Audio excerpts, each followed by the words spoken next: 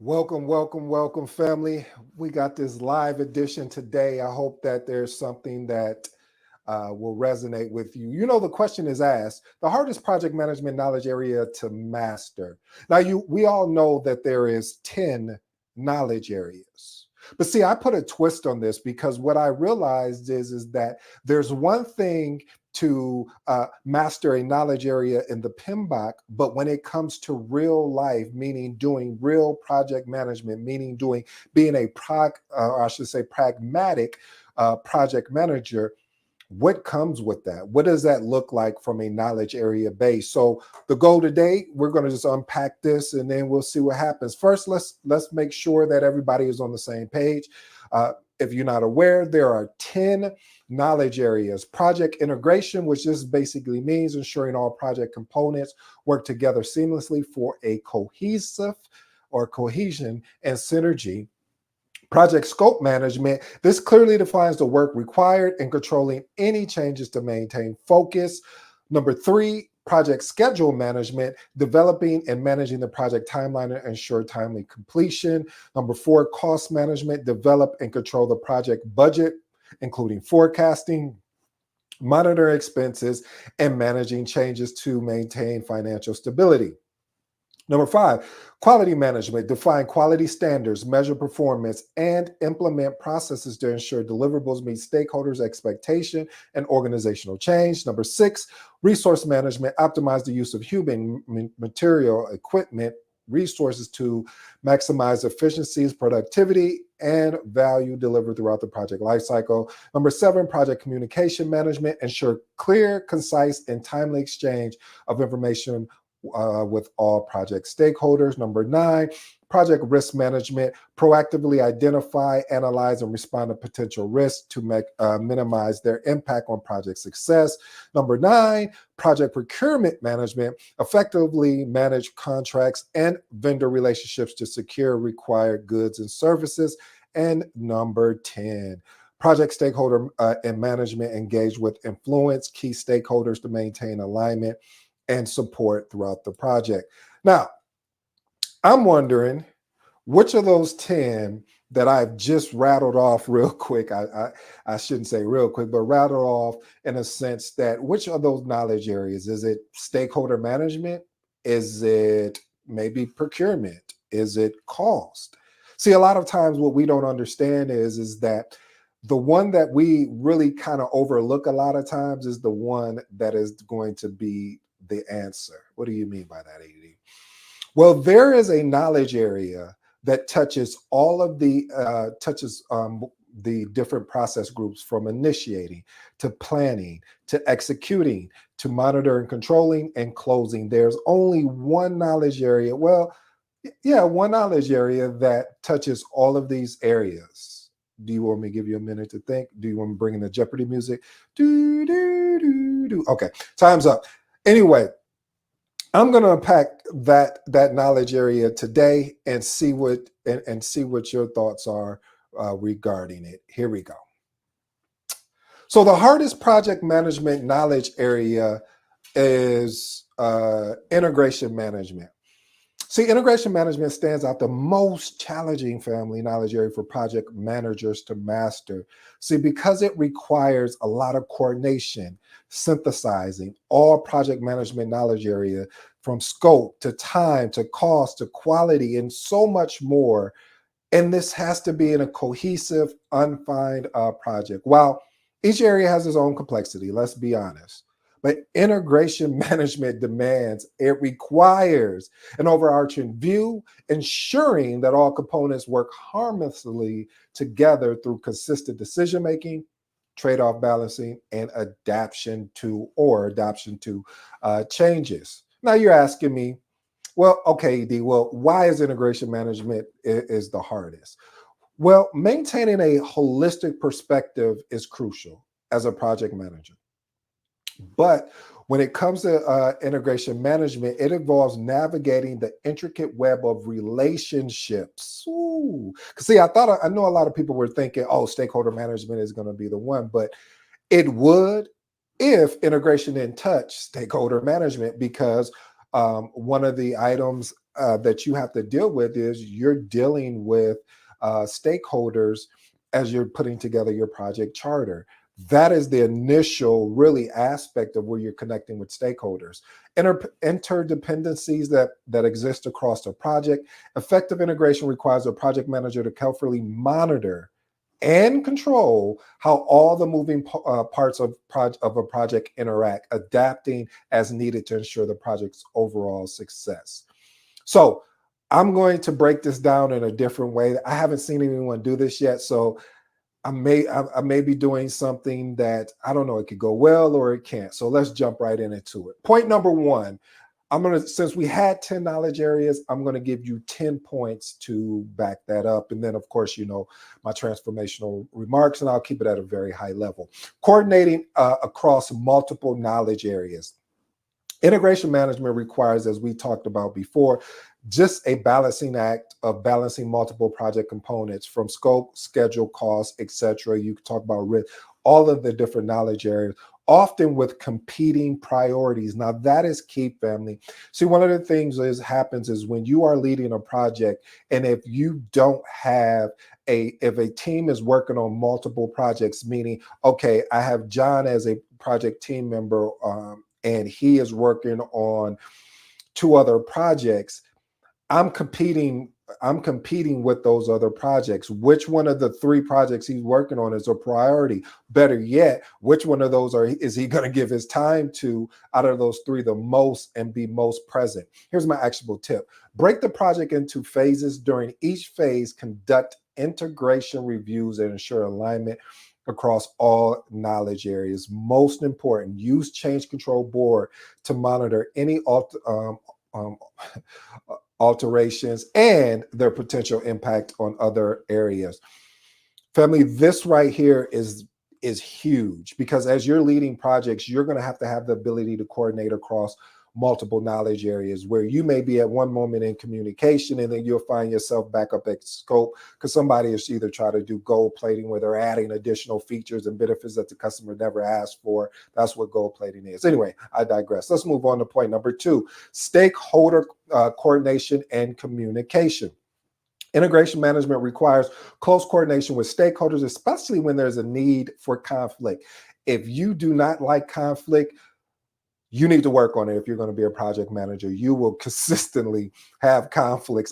And some of the conflicts that you're going to have, you're going to ask yourself, why are we going back and forth on emails or even a call? This is something that we could have solved sooner than later, or we could have figured out a way instead of this bickering back and forth. But I digress. To ensure that the project stays aligned with its objective, here's my actionable tips, family. Hold frequent integration status meeting to address stakeholders' concerns. That is also project team members as well. Even though we're talking about stakeholders, it's important to understand their concerns. But what I also realize is just don't understand their concern. Document their concerns in a way to let them know that you're taking it serious. And if it's something that is sensitive, that they don't want out onto the public or written out, that you're still taking the actionable responses that's required in order to let them know that you're there to support them.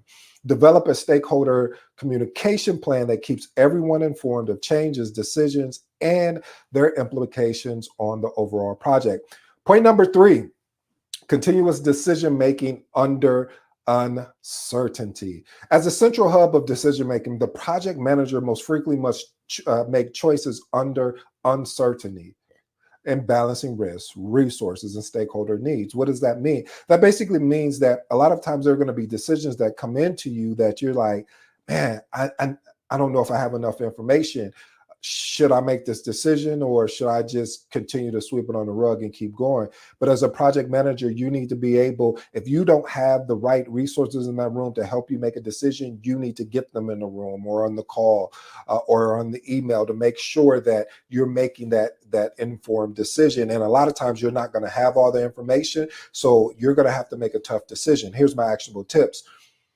Establish a decision-making framework that allows for rapid and informed decisions. Use decision laws to track why certain decisions were made and how they impact other aspects of the project. As we shared before, I always recommend using a RAID Q log. Again, risk, that acronym stands for risk, action items, issues, decisions, and questions. This is very important. This helps you understand when a decision is made. You can always go back into to refer to it, as well as you want to make sure that this artifact is in a secure place. Point number 4, balancing trade-offs. Integration management also, or I should say, often involves making trade-offs between completing project priorities such as cost, quality, and time. You're constantly trading off. Maybe uh, because your project is not considered a priority, that direct manager is only going to give you that project team member for 2 hours a week, or 1 hour a week, or per meeting. There's so many different things. So you have to be able to negotiate and make sure that you're making the proper trade-offs, because it's a balancing act. Here's my actionable tips. Prioritize decision making by identifying critical project constraints early.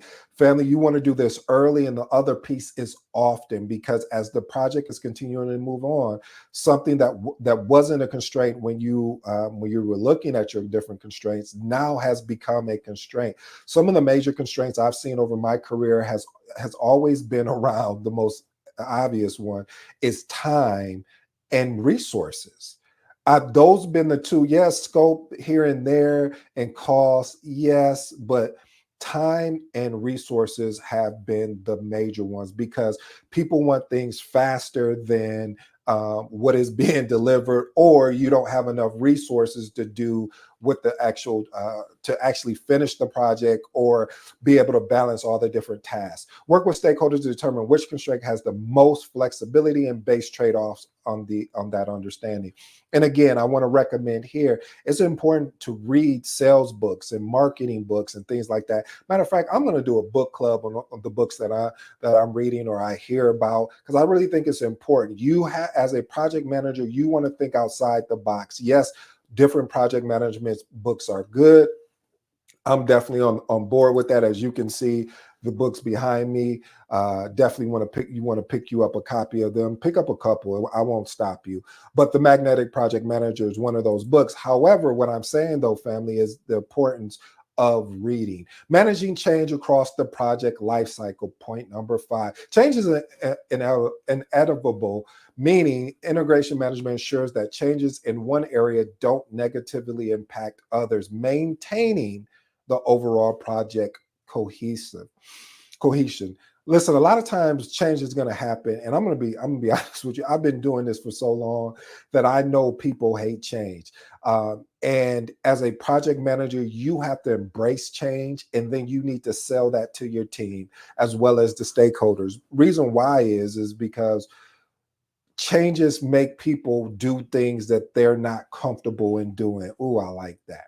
And reason why I like that, family, is because when you have the ability to explain the reason, and always the way I always sell it to them is to say, hey, this is going to either save you on time, or this is going to save you on resource or cost. I need to find out what their lever is. Sometimes it's cost, sometimes it's time. So you need to find that lever. Here's my actionable tips. Implement a robust change control process that assesses how changes in one area will affect the others.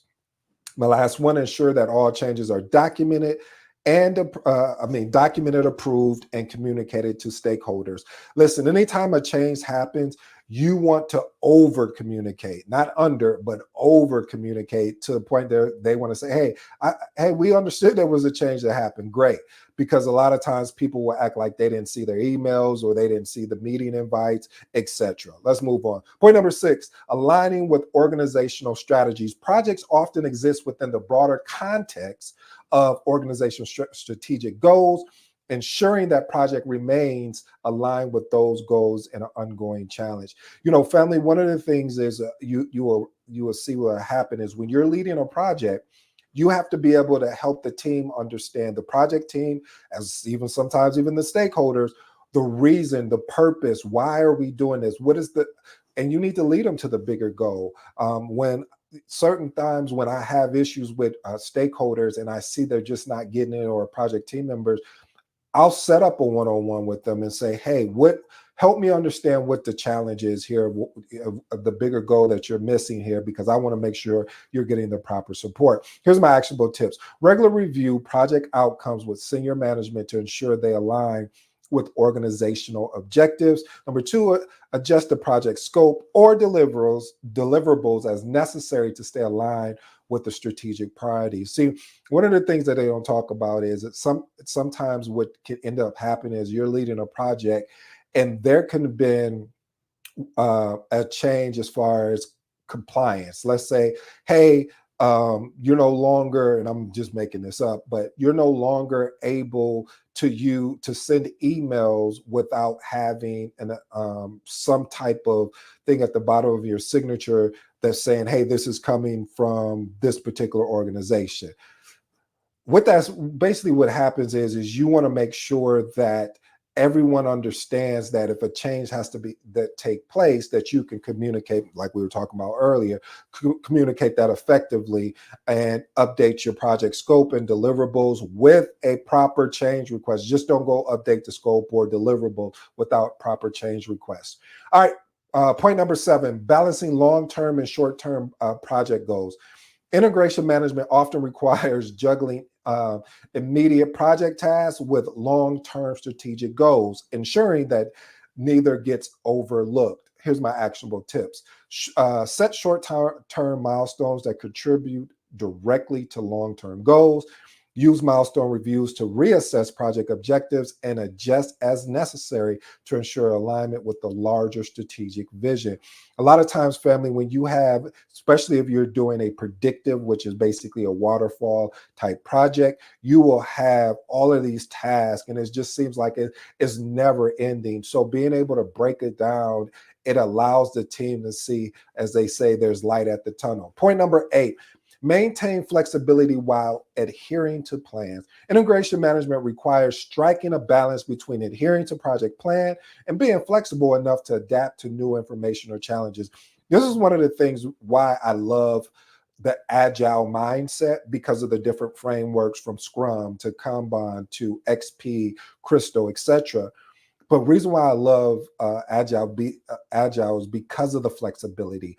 With waterfall, a lot of times people get so caught up in the plan that they're unwilling to make a change, even though they can see it's not working. So you have to have the courage and say, hey, we need to pivot. We need to make the adjustment. We'll follow the proper change management control process, but something has to happen. This is not working. Here's my actionable tips. Develop a flexible project baseline that allows for minor adjustments without derailing the entire project. As we talked about before, when you baseline your project, you are saying, hey, these are all the dates and the timelines that we agreed upon that we're going to hit. However, we're not going to be able to hit those dates. We need to do a change control and re-baseline the project. Use rolling wave planning to adjust future project phases based on new sites. Point number 9, risk management across knowledge areas. This is, this is a knowledge area, in my humble opinion, is the most slept on. What do I mean by that? What I mean is that a lot of times people don't take a risk management very seriously. They don't take it seriously as far as like, oh, when you bring up a risk, they're like, hey, I'm like, this is a risk going on, and we need to make sure that we are either going to take a positive or negative approach. If this happened, what's our mitigation approach? So I really do truly believe that we need to take risk management more seriously.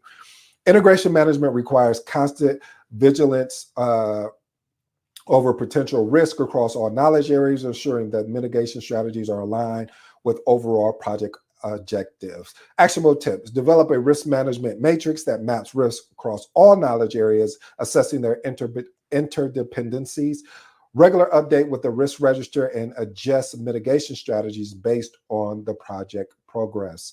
Here's my last and final point, family: ensuring seamless project closeout. Integration management doesn't end, and it doesn't, until the project is officially closed. So that requires final coordination of all project knowledge areas to ensure nothing is left unresolved. That basically breaks down to say, family, we have to make sure everything is closed, from contracts to budget. Everything needs to be closed up. here's my actionable tip. Create a project closeout checklist that includes integrating all final deliverables, conducting project post reviews or post project reviews, excuse me, and ensuring lessons learned are documented for future project. Here's my three at a very high level. I won't go too deep. Transformational recommendation: coordinating across multiple knowledge areas. As we know, you have to consistently dealing with different knowledge areas. You may be in risk one day, and the next day you may be somewhere stuck and lost in cost, because you're trying to make sure that what your budget is, or I should say actual versus plan. So if you plan for the first half to only spend $1 million, and you're looking at what you actually spent and you spent $2 million, we got a problem. All right, number two, continuous decision making under uncertainty. There's a lot of times as a project manager, you're going to have to make decisions, and you're not going to be comfortable with the decision. And I'm not talking about anything unethical. I'm talking about where the team is looking to you and they give you all the information. You're like, all right, well, this is what we're going to go with. This is the direction we're going to go in based off the information I have. And then the last one, balancing trade-offs. As we know, there's going to be certain trade-offs, because again, your project may not be a priority. It may be number 3 or 4 on that project team members list or that stakeholder. So you have to ensure that you have the ability to balance trade-offs. Well, family, I hope you enjoyed today's episode. I go by the name of ED.